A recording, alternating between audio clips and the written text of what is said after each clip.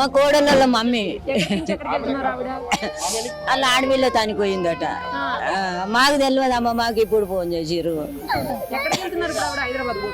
ఏమో ఎక్కడ వెళ్తుందో ఏమో అమ్మా, తెలియదమ్మా మాకు. నల్లంగా మాకు తెలియదు. ఎవరు లేరు. మా బిడ్డ వాళ్ళ అమ్మనే మేము ఎవరు లేరు. మా మరదల మా మేనమామ బిడ్డ ఆమె. ఈమె మా మరదలు వాళ్ళ మమ్మీ నాయనమ్మ ఇద్దరు.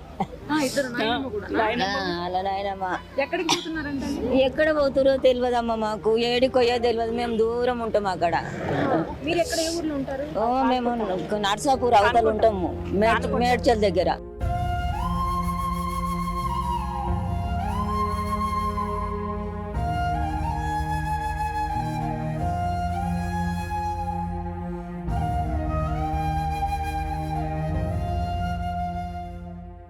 నుంచి హైదరాబాద్కి వెళ్తుంది. ఏం చేస్తారు? IRM కాలేజ్లో MBA చేస్తుంది. MBA చదువుతున్నారా? ఎలా అండి? అంటే ఆవిడ ఎందుకు వచ్చారు అసలు ఇంటికి? వచ్చారా? ఎట్లా? మా చెల్లి దగ్గర ఫోన్ లేకుండే, కొత్త ఫోన్ ఇప్పించాం, తీసుకుపోవడానికి వచ్చింది ఇంటికి. వీకెండ్ కదా, 2 days హాలిడేస్ ఉన్నాయని ఇంటికి వచ్చింది. రిటర్న్ పొద్దున 5 o'clock రిటర్న్ బస్లో అయ్యేసరికి ఇలా ఇన్సిడెంట్ అయింది. నా పాప తల్లి ఏం చదువుతుంది? MBA చేస్తుండే అమ్మ. ఎందుకు వచ్చిందండి ఇప్పుడు? హాలిడేస్ కి వచ్చిందా? ఎట్లా? ఫోన్ కొన్నామండి కొత్తది. 2 days హాలిడేస్ ఉంటాయి మమ్మీ, వచ్చి తీసుకెళ్తానే వచ్చింది. పొద్దున్నే 5th కి బయలుదేరింది ఇంట్లో నుంచి. నేనే పంపించేసాను. ఫోన్ లిఫ్ట్ చేయలేదు. ఇట్లా యాక్సిడెంట్ అయిందని తెలిసినా ఫోన్ లిఫ్ట్ చేయలేదు. అప్పటికే అయిపోయింది.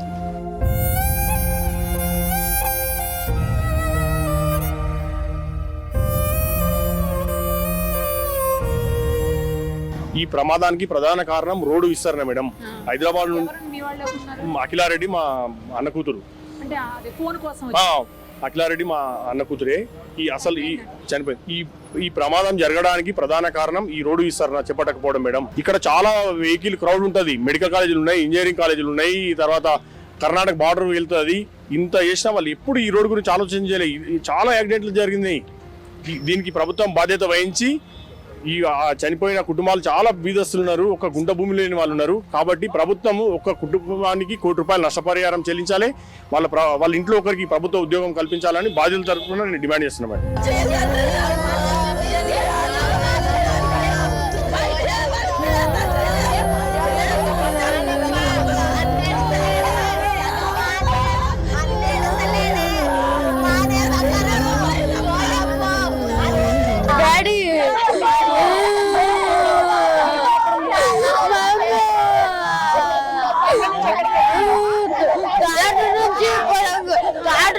హైదరాబాద్ పోతుండే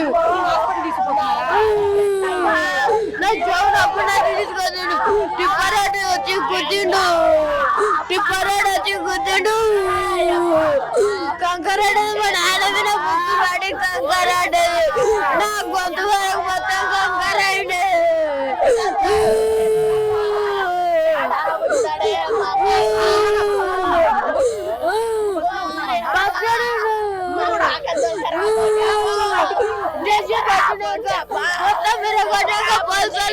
కూర్చుండ్రు.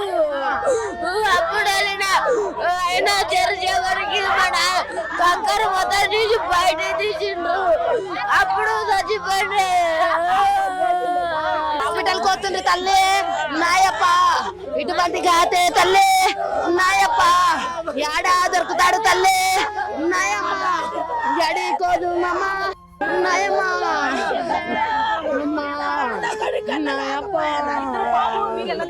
నేను లేదమ్మా, పత్తి గుంజుతుంటే చెవు ఒకటి చూపించుకొస్తా అంటానన్నాడమ్మా. చెవు హాస్పిటల్కి వస్తుండేనమ్మా. 10వ తరగతి డుమ్మాలు కొడతాడు అన్నట్లా హాస్పిటల్కి పోయి చూపించి తోలుతామని చేసిండేనమ్మా. నాయమ్మా ఈ ఆడుండదమ్మా. నాయమ్మా అయిపోతావనమ్మా. బస్సులకు మొన్న పోయానమ్మా. నాయప్ప బండ మీద పోతే డోకంటుండ్రమ్మా. ఇప్పుడు బస్సులకు కూడా తల్లు నాయమ్మా. ఇప్పుడు ఏం మీద పోవాలి తల్లు నాయమ్మా.